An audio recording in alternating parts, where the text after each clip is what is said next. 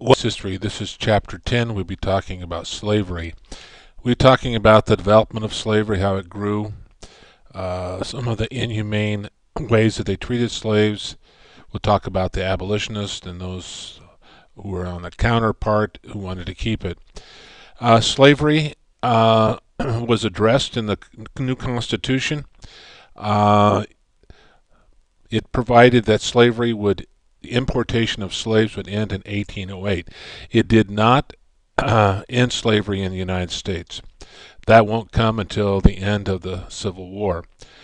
Uh, so slavery is going to be institutionalized in the South. There will be slaves in other parts of the United States, but the primary focus of slavery will be in the South. Antebellum Southern economy. Antebellum means before the Civil War. Primarily, it was agrarian, that is, farmers, plantation owners. There was a difference between Upper South and Lower South. Lower South certainly was. There were more African Americans working on plantations. The Upper South primarily bred slaves. It was a little bit more progressive. King Cotton, by 1860, 5 million bales of cotton are produced and shipped, which accounts for 57% of the total U.S. exports. The South never really develops any industry to speak of, is primarily just growing things. It had a limited banking system and certainly an inadequate transportation system. Never had the railroads that the North had. Graniteville Textile Company was the first textile company created in the South, and this is going to be in Virginia. King Cotton. Prior to 1793, the Southern economy was weak and depressed. Prices were low. A lot of the products couldn't be sold. The soil had been ravaged by overuse of tobacco, raising tobacco and other crops. Slave economy was really teetering at this time. It wasn't that profitable. Many believed the system would just die out. Jefferson once said, "We have a wolf by the ears." Well, something dangerous. And then along comes a man called Eli Whitney. He invents the cotton gin in 1793. Now, why is 1793 a significant date? It's because of the cotton gin. Now it's cheaper to extract the seeds from the cotton, and it makes it far more profitable. In fact, it's 50 times more efficient than picking out seeds by hand by slaves. Eli Whitney's cotton gin, actually, some suggest that he stole it from a slave who had invented it. But he never got the royalties off of the cotton gin, probably rightly so. Slaves using the cotton gin, they could now extract the seeds and bale the cotton and sell it overseas, or sell it to the northerner textile mills. Uh, it took a lot of slaves to raise and harvest cotton. Now with the cotton gin, it's a lot easier to get the seeds out. As a result of the cotton gin, there's going to be a explosion of slavery, and that is they're going to breed more slaves. In 1808, the slavery is cut off, and now that slaves will be homegrown, will surpass all the other crops in the South. So it's going to be a huge industry. The western expansion, lower Gulf states, Louisiana, Mississippi, and Alabama, are going to be used to have large plantations growing cotton. Slaves brought into the region to cultivate the crops from other areas, such as Virginia. In fact, Virginia became one of those states that bred a number of slaves and sold it to the Deep South. As far as trade was concerned, this kind of breaks down what they were trading in the South, and you can see in the yellow that cotton certainly was a huge industry.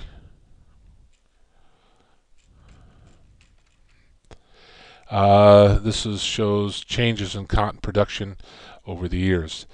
Cotton exported to England was a huge amount.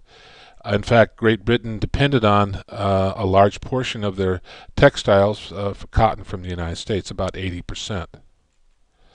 And cotton accounts for about 57% of the world's supply. The raising of slaves became very profitable, and particularly in Virginia, and then they were sold to the Deep South. The value of cotton exports as all of U.S. exports, you can see that it just grew and grew. And this basically, it goes back to the fact that it's a lot more economical now with the cotton gin to extract the seeds. The Black Belt referred to the Deep South, Alabama, Mississippi, Georgia, Louisiana. Those were considered the Deep South.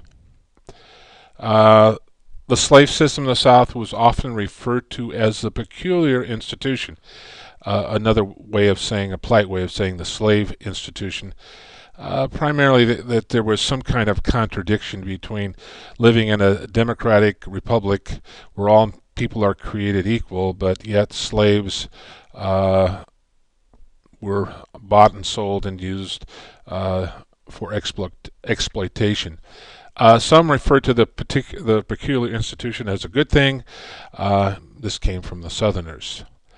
There was an aristocracy of planters, very rich people, and they are going to rule the South politically and economically. By 1850, about 1,700 families owned more than 100 slaves, yet dominated the politics. So not everybody owned slaves. This shows a breakdown of slave owners in 1850. And so you can see that there were a huge number of people who did not own very many slaves. Slave owning families in 1850, and this sort of breaks it down. Again, about 1,700 families owning 100 or more slaves, and then it progressively goes down from there. Slaveocracy, there were about 6 million people in the South, but most of them were just poor white folks. Free blacks amounted to about 250,000, and at this time there's 3.2 million slaves in the South in 1850.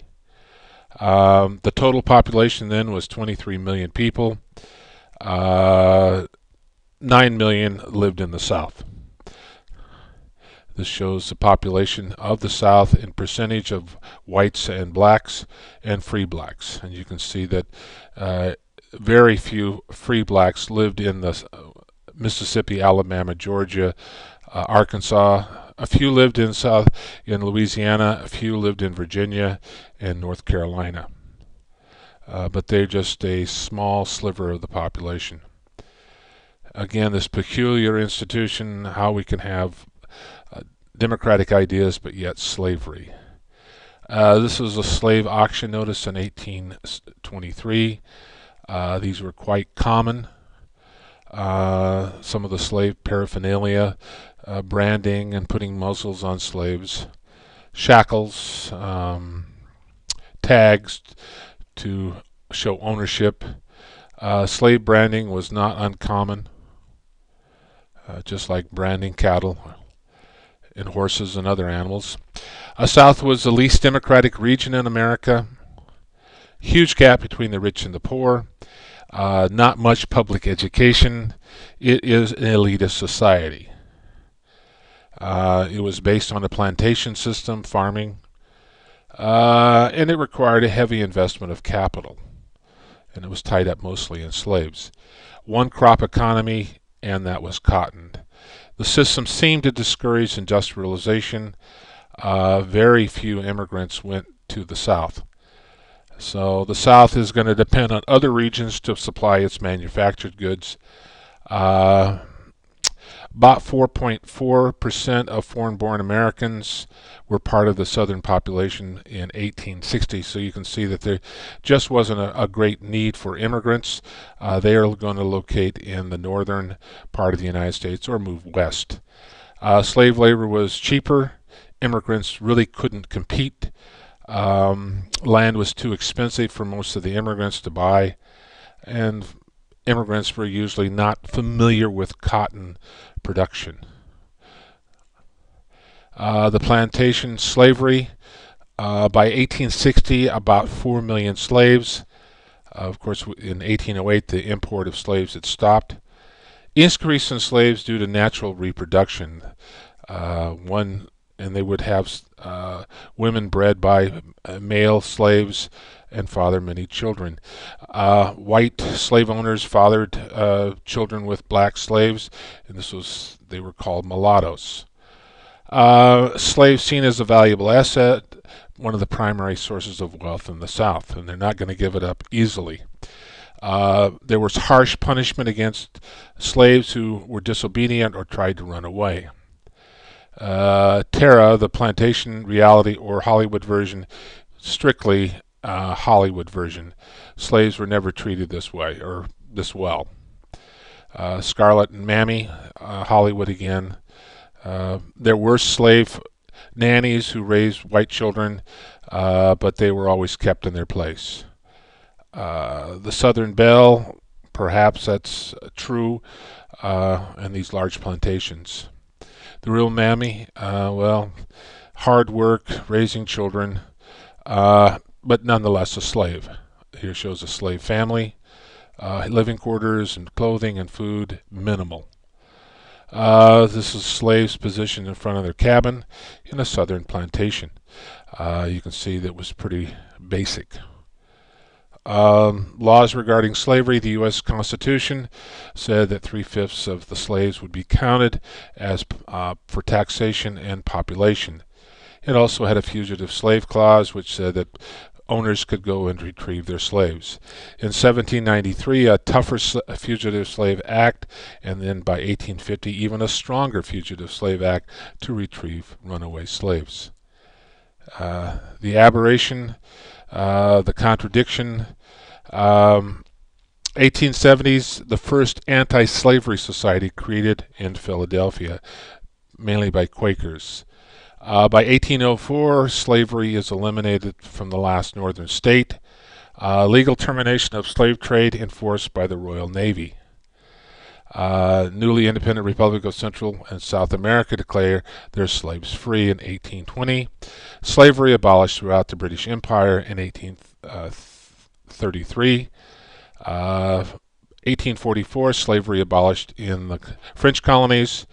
1861, serfs in Russia were emancipated. The United States was the very last one to eliminate slavery. And we'll stop right there, and we'll pick this up next time in part 2.